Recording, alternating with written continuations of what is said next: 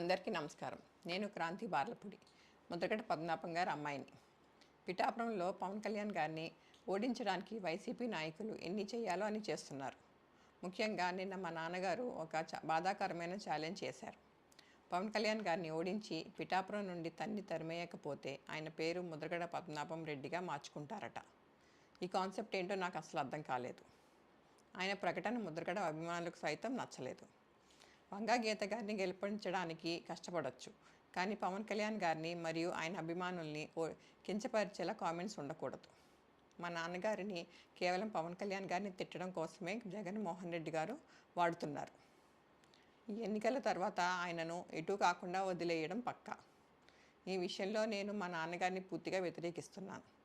నేను పవన్ కళ్యాణ్ గారి గెలుపు కోసం నా వంతు కృషి నేను చేస్తాను.